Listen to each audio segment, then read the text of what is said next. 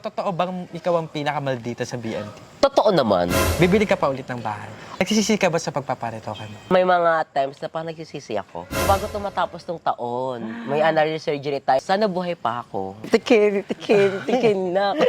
As much as possible, kung kaya kong sarilihin yon, sinasarili ko na lang siya. Kung hindi namin nakilala si Kuya Els, ano kaya kami ngayon?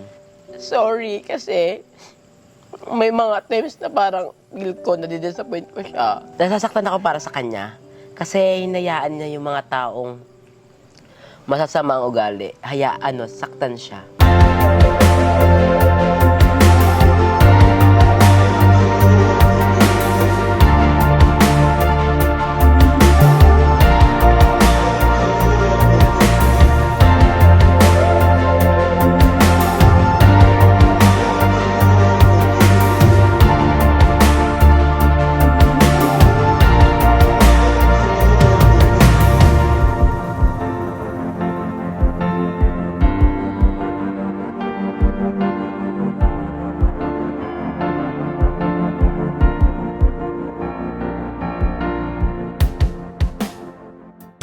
Mic test. Nagkumana siya.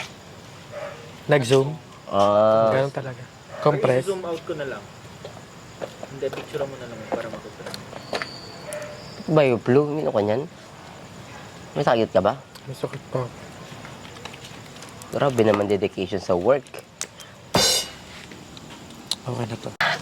Ginakabattery ako, gaga. Naka-pressure naman ng mother nakba. Pressure siya. Takip. Ay, Kahit takip ba? matawas Takip. ang ilong mo, tatakpan mo yan. Hi mga nagpapanak! It's your mother, Nakbalimel, and welcome back muli sa aking YouTube channel! At live na live nga tayo ulit dito sa RDC Videos, dito sa may BNT House. At talaga namang ngayon ay magkakaroon ulit tayo ng isang panayam sa isa sa mga pinakamaganda, or should I say, pinakamaganda sa BNT daw. And of course, isa din siya sa mga Transformers of the Year. Let's give it up to our very own, aka BNT Joven Katubi. Hi! Parang paus tayo Oh, hindi, actually, sweet girl na lang talaga ako ngayon. Kasi simula nagkaroon tayo ng breast, sweet girl. So, ano na nga, short but on point lang yung sasabihin ko. BNT Horado pala. So, Dulce, ilang TNT Horado.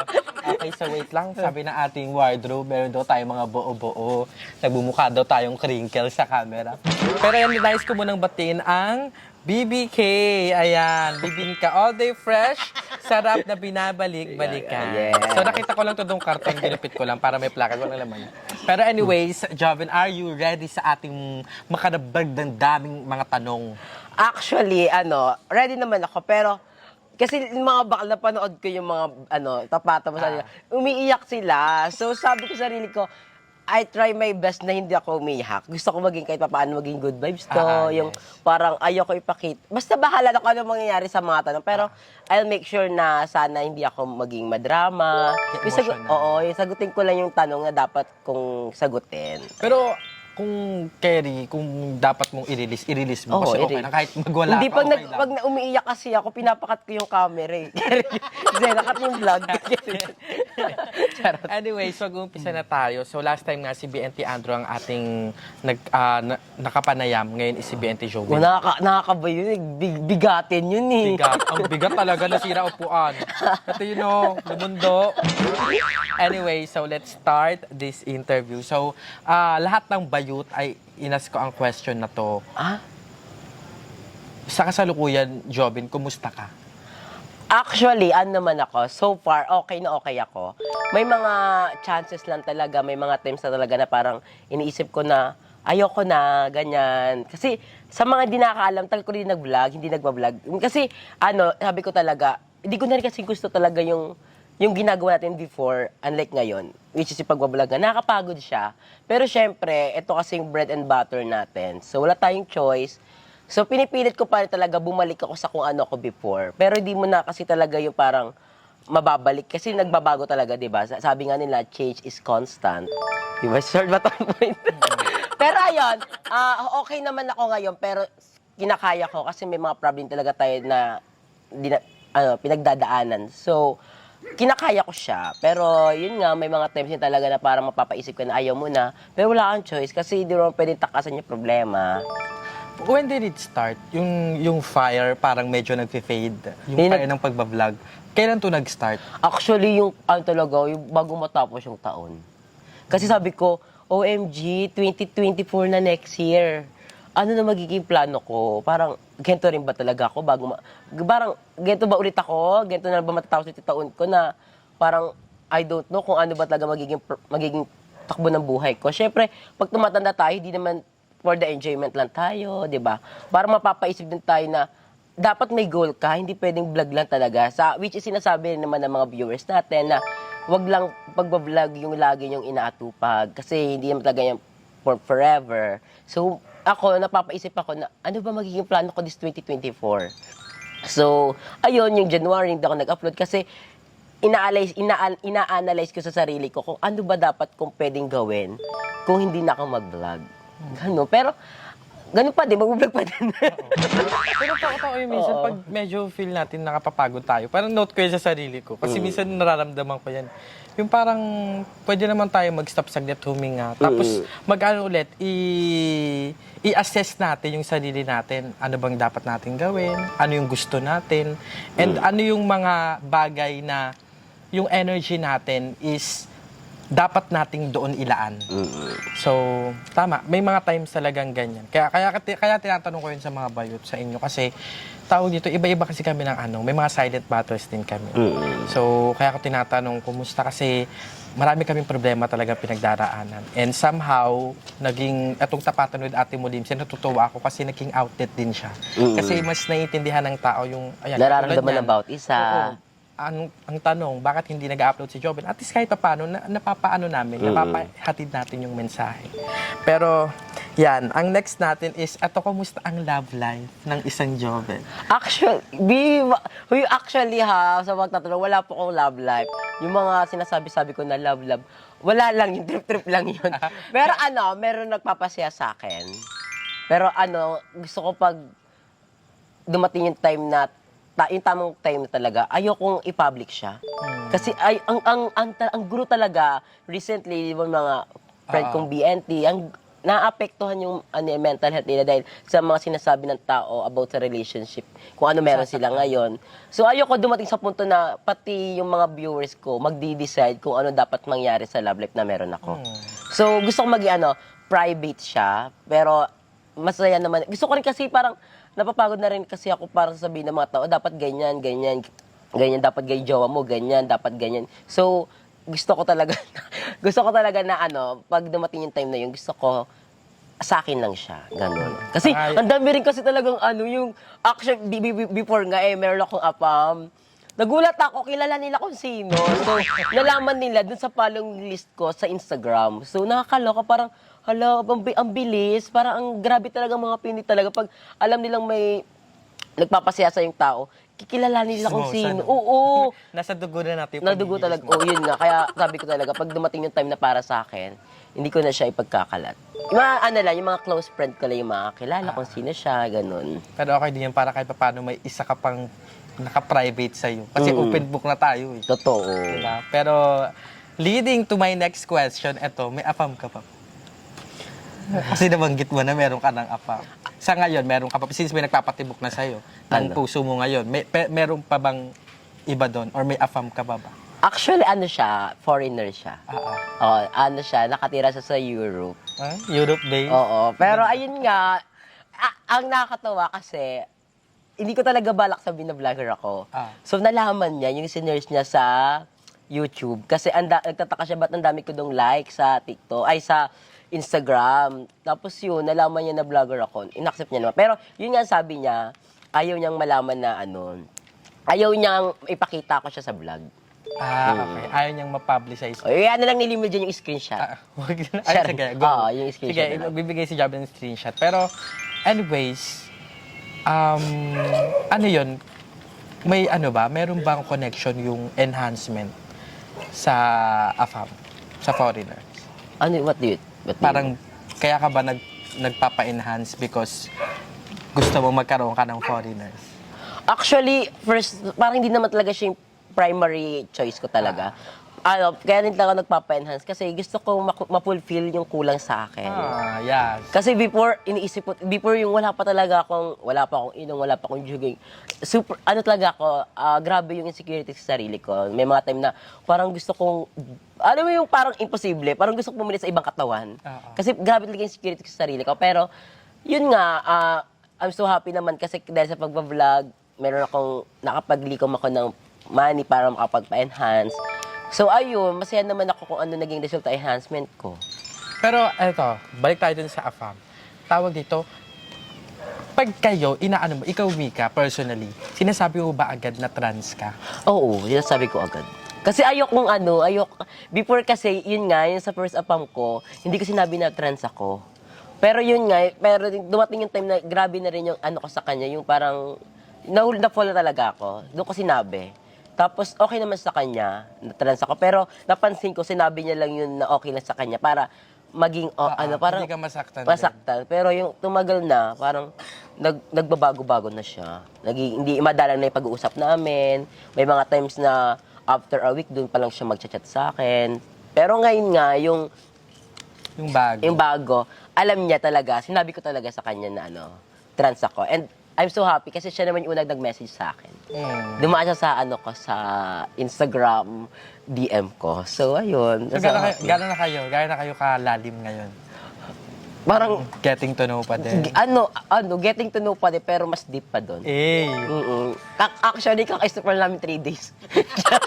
Diyan, na kami, parang 2 weeks, 2 months na. 2 months na. Oo, makakalimutan na. Kaya, hindi Padalan naman. mo kami ng mga pabangwa, Victoria's Secret. Iniisip ng mga tao, baka hindi sa ganun. Pangalawa yun.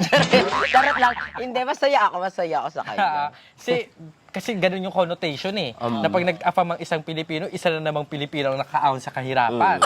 Or minsan parang jackpot daw tayo, ganyan. Hindi nila alam, mas jackpot ang mga afam sa Pilipino. Totoo. Minsan pero mas depende. Pero ito, yes, tapos tayo sa afam, usapang family naman tayo, Mika. Kamusta ang family mo? And kamusta ka bilang ikaw ay malayo sa kanila ngayon? Actually, sa family ko naman, okay na okay ako sa family ko. Mas maluwag ako ngayong taon. Kasi Mukha nga. Hindi kasi di ba, yung parang before talaga, grabe din tayo talaga magbigay sa pamilya natin kasi financial needs nila. Pero ngayon kasing taon, hindi na ako ganun nagbibigay kasi yung mga ate ko na rin, sila kuya, si ate na sa ibang bansa. So, hindi na ako ganun nagbibigay kay mama na malaki kasi yung mga ate ko din at kuya ko nagbibigay na rin kay mama. So, sa ganung paraan, nas lumuwag ako kasi hindi na ganun kalaki yung dapat ko ibigay kay mama. Para pang ni mama, pang tawag nun ba?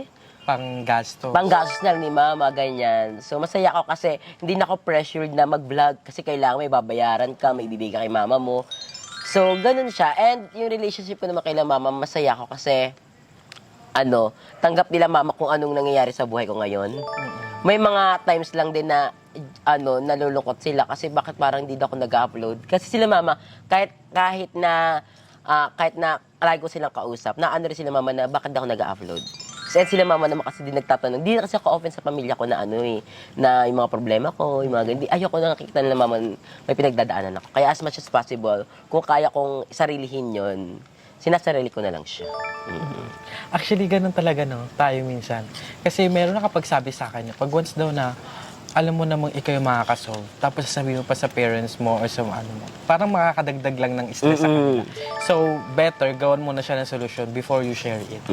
Pero, ayan, I'm so happy na okay ka sa family mo. Kasi, eto mga napabanak, si Mika, andito siya sa Cavite ngayon, dito talaga siya naka-base. And, although si Mika naman, matagal na siyang living alone nung may bahay pa siya sa Tanza. Pero, at least kahit paano, it's nice to know. Kasi 'di ba, lagi natin nakikita si Joben na kasama kami, pero at least maayos yung relationship niya with her family. Sorry. Pero eto naman, ang relasyon mo naman sa kanya. Ano kanya? Sa kanya. Kay Lord. Actually, habang tumatanda ako, parang di na ako nagiging religyoso. Parang kasi may mga times din na parang mapapaisip ko na ng sarili ko na maging mabuting tao na lang ako.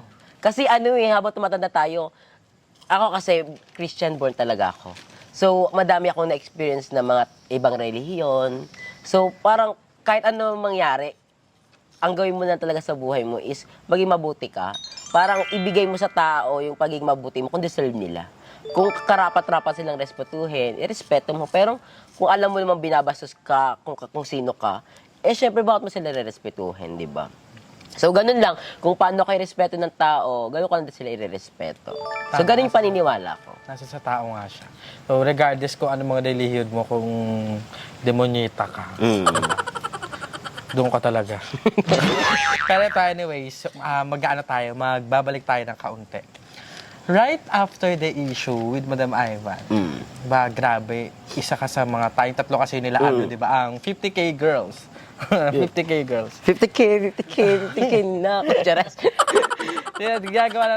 Ginagawa na siyang Katatawanan, katatawanan. So oo. ngayon, is wala na siya kahit pag-usapan namin. Kahit kayo magkakasama kami off-cam. Biro-biro na siya, talaga biruan na lang siya. Pero ikaw, Joven, right after nun, di ba, ang tagal natin walang upload that time. Paano mo siya tinik?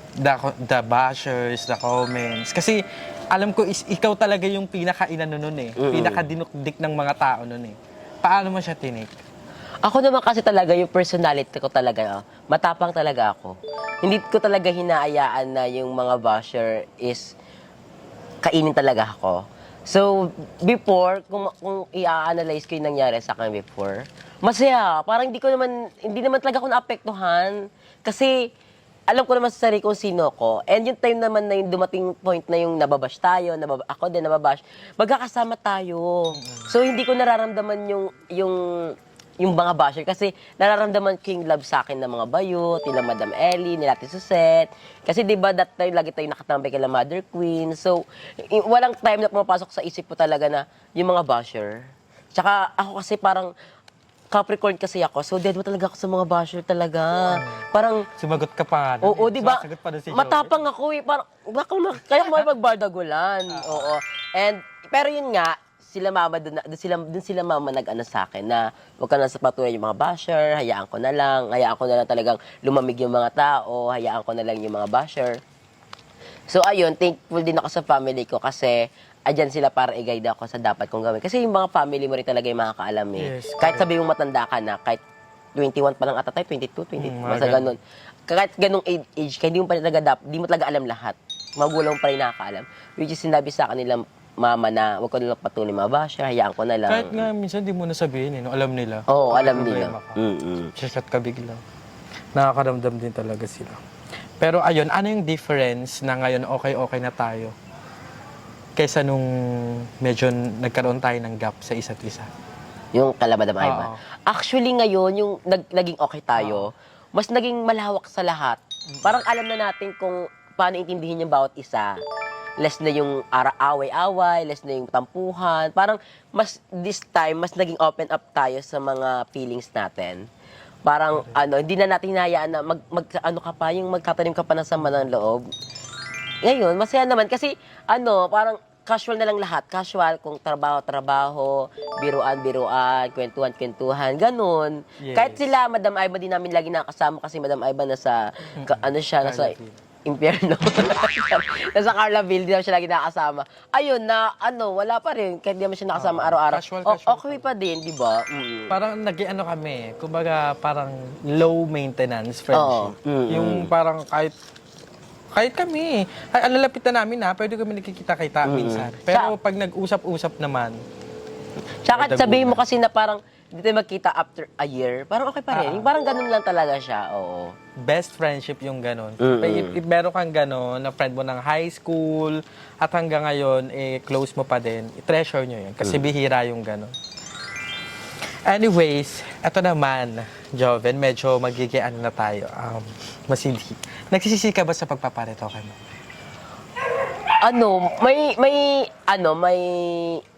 May mga times na parang nagsisisi ako. Ay, paano? Kasi sabi ni Barbie, tanggapin mo doon kung sino ka.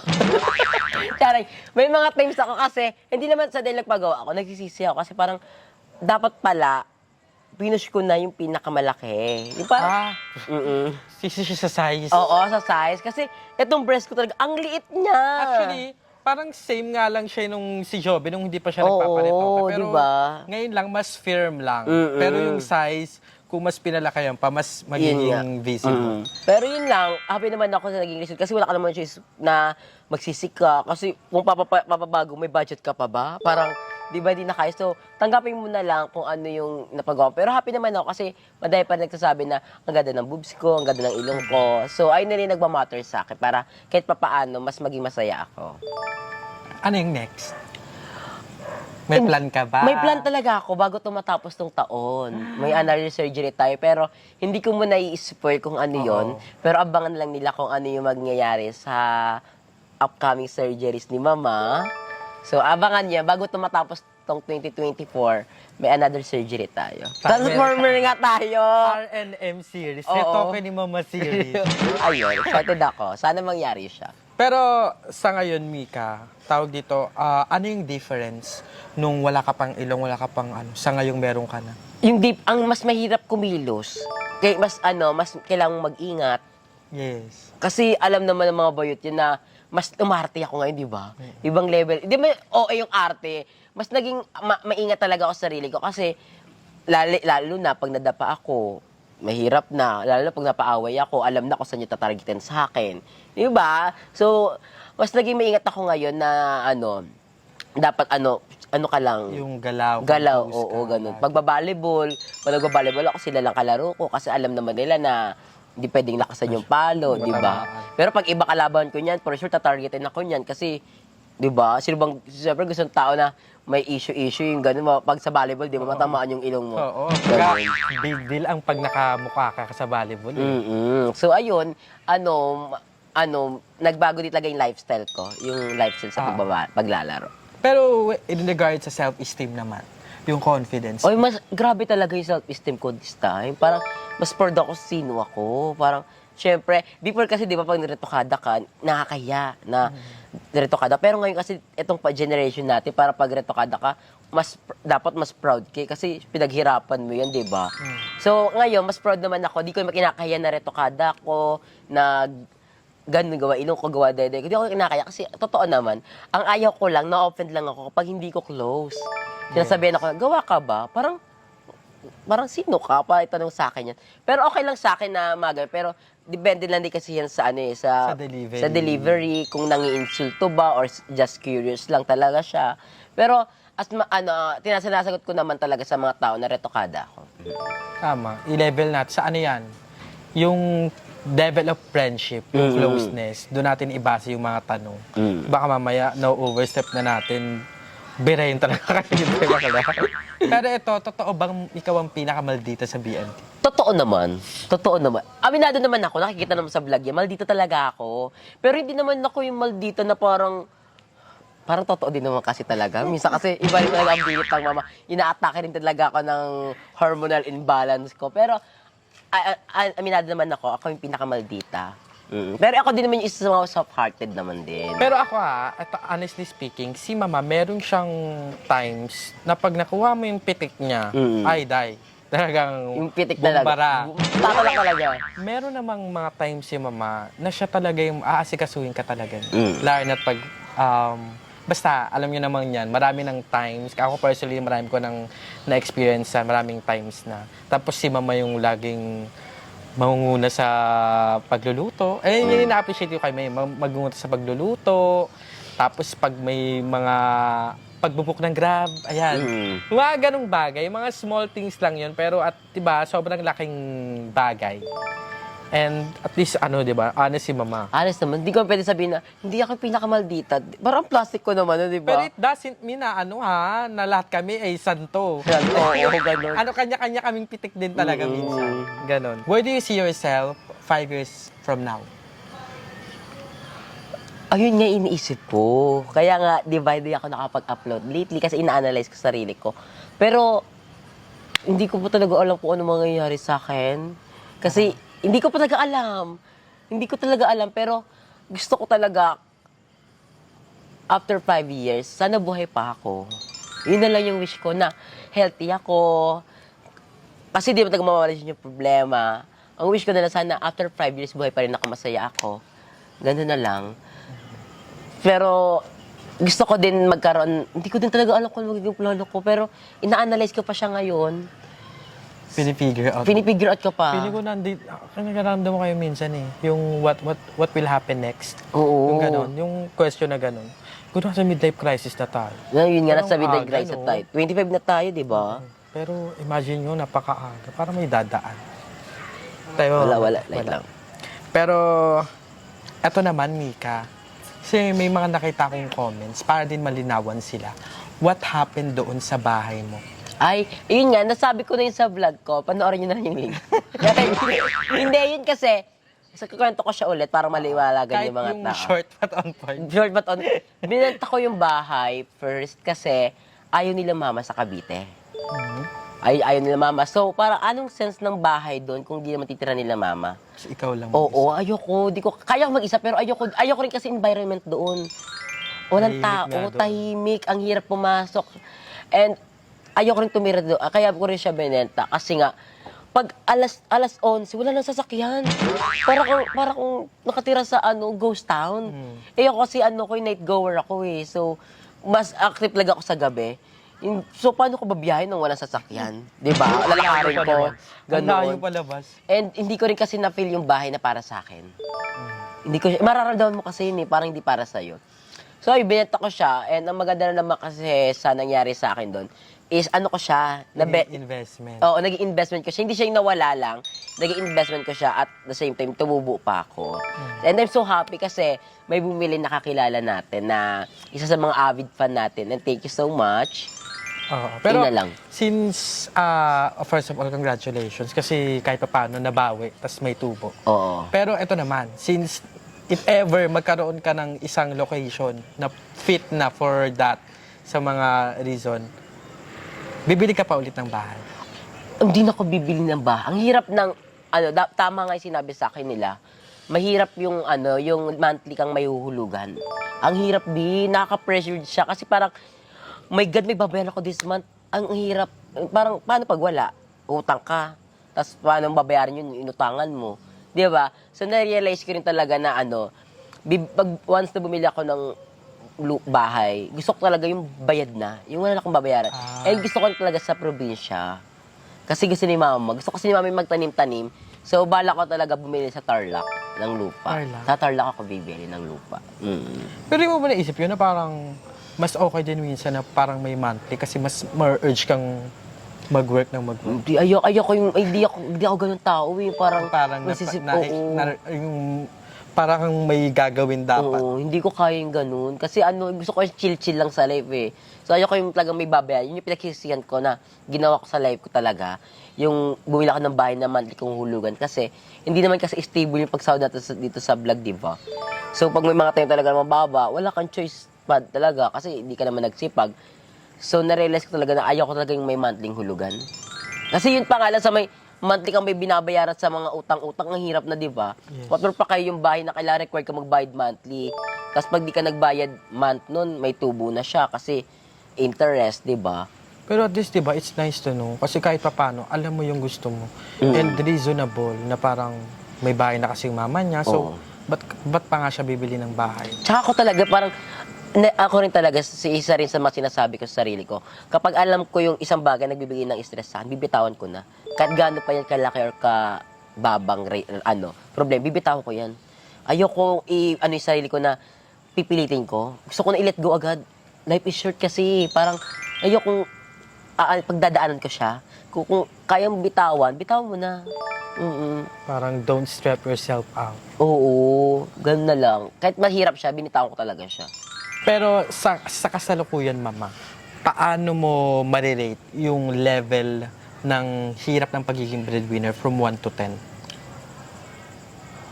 Ako 10 talaga. Mahirap talaga pagiging breadwinner kasi may mga time nga naaalala ko parang, di ba dati napunta tayo ng kuryente. Tapos wala kaming pera ni Limuel. Ang hirap nun kasi ikaw inaasahan. Hindi naman pwede na wala kang kuryente, di ba? So, mahirap talaga. Hindi madali ang pagiging isang breadwinner ng pamilya. Kasi ako din rin sa ako yung tumulong sa atit ko, ako paano kapag bansa sila. So, mahirap talaga siya. Kasi yung pag-flight, yung ano pa, yung gastos pa nila papunta doon, di ba? Mahirap talaga siya. Kaya I'm so proud din talaga na naging isang breadwinner ako kasi na-experience ko siya. Mas yung pagiging isa kong breadwinner, isa din yun sa naging rason para mas maging matapang ako. Correct. Mas maging para mas maging magsipagan ko pa. And I'm so happy din sa mga breadwinner dyan out there natin. Pagsipagan nyo din. Kung nahihirapan kayo, alam din namin yung nararanasan nyo, nararamdaman nyo. Basta lagi lang kayo mag-iingat. Kasi pag ang breadwinner kasi nawala, mahirap talaga yun, di ba? Correct. Baga parang minsan yung mga breadwinners, ako gusto nilang maibigay lahat.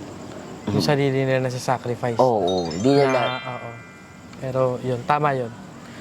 Na naramdaman ko yun dahil post ko pa. Oo, ikaw, di ba? Si Limel breadwinner, tapos laging sakitin. Kaya ingatan mo sa sarili mo, te. Ayan, mga nakbabanak ngayon is dudako na tayo sa isa sa mga newest ba? Parang dami ng may gantong eksena. Pero sa pinaka bago para sa ikalawang yugto ng Tapatan with Ate Molin, anong mensahe mo sa picture na to? Ginawa ng pangalan. Pero, ayan, unang picture, Mika, anong mensahe Uy, kinakabahan mo? ako. Wait lang. Ayan, sa old self mo. Oo, grabe naman yun. Mensahe ko sa kanya, hindi ko, naiiyak tuloy ako. Mensahe ko sa kanya, naging matapang ka, girl. Oo. Tuloy ako, na parang, nasasaktan ako kasi, nasasaktan ako para sa kanya. Kasi hinayaan niya yung mga taong masasamang ugali. Saktan siya. Pero masaya ako para sa kanya kasi na-accomplish niya yung mga gusto niya mangyari sa buhay, yung mga insecurities na kung ano siya before, is nagawa niya kung ano siya ngayon. So, ayun lang. Yun lang. Grabe naman yung mga picture na yan. Naman ako. Eto. May pressure ako. Next picture mo naman ay, eto. May Kuya Els. Kahit, simple message. Ang message kay Kuya, alam mo, Kuya Els, I hope happy ka kung ano meron ako ngayon, kung ano ako ngayon. Sorry, Kuya, kasi may mga times na yung pagiging attitude ko, ibang level na din, yung pagiging maldita ko. And thank you pa rin kasi, andyan ka kung yung mga time na buhay ka pa, hindi ka nagkulang sa amin. Pinaramdam mo sa amin na kahit hindi mo kami kadugo, is pamilya mo kami by heart. And thank you, Kuya, kasi marami kang nabagong buhay. Isa na kami mga BNT doon. Minsan nga iniisip ko, yung simula na wala si Kuya, iniisip ko, kung hindi namin nakilala si Kuya Els, ano kaya kami ngayon? Mararanasan ba naming makasakay na eroplano? Mararanasan ba namin makakain sa mga mamahaling restaurant? Kasi yung mga ganung bagay, hindi yung mapoprovide na pamilya namin eh. Kasi yung pamilya naman namin, low class na talaga kami. Isang tuka na talaga kami. Pero kay Kuya, pinaramdam niya sa amin yun. Hindi siya naging madamot. Tsaka, maraming salamat kasi hindi lang naman kami napasay ni Kuya, pati yung pamilya namin. Nabago mo yung pamilya namin, Kuya Els. Kasi, alam namin na hirap na rin yung mga pamilya namin. So, ikaw, isa ka sa naging mga instrument ni Lord para tulungan kami para maihawon yung pamilya namin sa kahirapan. So, ayun lang, Kuya Els. Thank you so much. For the last picture, eto.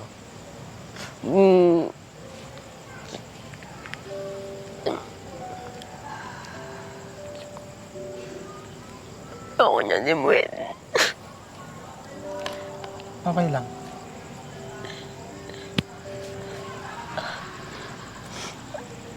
Nasaktan ako.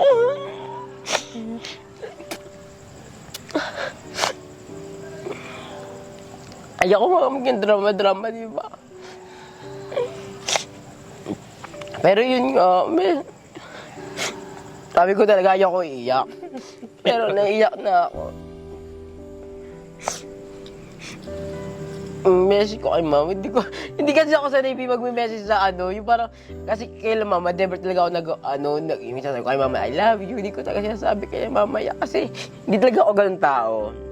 So, pinaparamdam ko na lang talaga siya. Hindi talaga ako mabuka talaga sa nararamdaman ko pagdating sa pamilya ko. Pero yun, kay mama, sorry, kasi may mga times na parang feel ko, nadidisappoint ko siya. May mga times na parang si mama kasi di rin nag-open up sa akin. Parang ayaw niya din kasi minsan na, bakla, dapat ganito. Hindi siya gumama ganun. Parang hinahayaan niya lang din na kung ano gusto ko mangyari sa buhay ko. Pero yun nga, inaano rin sa akin, may mga times kasi talaga na parang fake ko, nagkukulang ako bilang isang anak. Pero, nararamdaman ko yun, pero hindi sinasabi sa akin ni mama. And I'm so happy naman kasi naging mother ko siya. Kasi, never ako napagbuhatan ng kami ng nanay ko. Ayun yung naging proud ako. So, gusto ko sana habang tumanda ako kasama ko pa si mama. Kasi, alam ko sa sarili ko, may mga bagay pa ako hindi nabibigay sa kanya. Na ayaw ko magsisiyan sa panahon na pag wala na si mama, hindi ko nabigay. Kaya, ngayon, nagpupursige ako na gawin ko yung gusto ko gawin kay mama soon. So, ayun lang. Bakla. Naiyak. Bakla ako si mama, bakla. Ayop ka. Sabi ko na nga ba, dito iyak si mama sa target. Kaya ako hinuli. Ayoko niyan. Kita ni mama, ayop. Sabi niya gusto niya daw maging masaya lang at walang iiyak. Oo. Huling picture din. Ganito din kay Andrew. Huling picture. Yung mama niya din. Hindi. Kay naman, sa ex niya. Sa ex niya. Pero ayan, wait nga lang, compose mo tayo sa sarili natin. Ganda-ganda ng mukha ko. Mag-volleyball pa kami ni Jessica. Umiyak din si Pochi. Pero ayan, maraming salamat mga nakbabanak sa panonood. And syempre kay Mama for... Yes. Uy, Ella, sabi ko di ako iyak talaga. Grabe ka. Alam mo talaga kung saan talaga yung yung magpapayak sa akin. Yes. No? Ay, syempre dapat alam na, hindi, baka mamaya sabihin nila, pinapaiyak ko yung mga guests ko. It's just that alam ko kung saan may kurot yung mga bayot. Kaya minsan doon ko sila inaano, para kahit papano, meron tayong ma-disclose. Kagaya niyan, pag manood to ni mapanood to ni Ate Inday, at least kahit papano, hindi ka nga expressive, pero ngayon, di ba, mapapanood niya. And malalaman niyang kung gaano mo siya kakalaw. What? Mapapanto ni Love. Sabi niya, umiiyak ako. Dari hindi niya matutumitindihan. Taras! Pero ayun naman. Pero ayun na mga nakabanak, maraming salamat kung andito pa kayo sa pinaka-part ng vlog na ito. And comment down below kung sino pa yung next yung gustong i-interview natin. So by this time, kahit sino naman, kahit hindi yung mga bayot. Kasi na-realize ko din, sabi nila, maganda daw merong parang mga bayot. Sila Barbie muna, mga ganun bago BNT ulit. Para kahit paano merong variation. Kasi kilala naman na nila yung BNT. Pero ayun, maraming salamat mga nakabanak sa panonood. And kung natuwa kayo sa video ito, don't forget to like and share this video. Mag-subscribe na kayo sa akin channel na Mulhuwet, sa channel ni Mama Jovin, ni Pochi, at sa aming group channel na BNT Production, at syempre sa iba pang mga bayot. And don't also forget to subscribe kay Mother Queen, kay Papa Jun, kay Ate Shingna, at sa lahat ng channels na nasa description box below. Support us, support Filipino vloggers. Again, it's your Ate Molimsi na lagi nagsasabing ipalaganap natin ang relihiyon ng pambabanak. It's your Mother Nakbalimuel. Signing off. Bye! Bigla may naalala ko, di ba may picture? Yung kay GM, picture ng aura niya.